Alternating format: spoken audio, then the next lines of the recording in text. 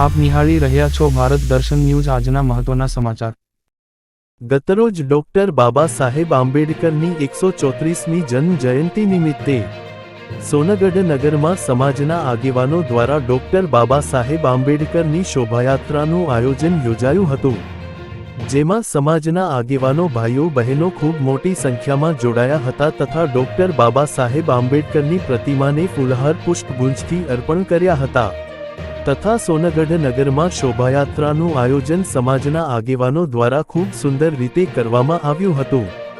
Reporter Hardik Joshi, Tapi.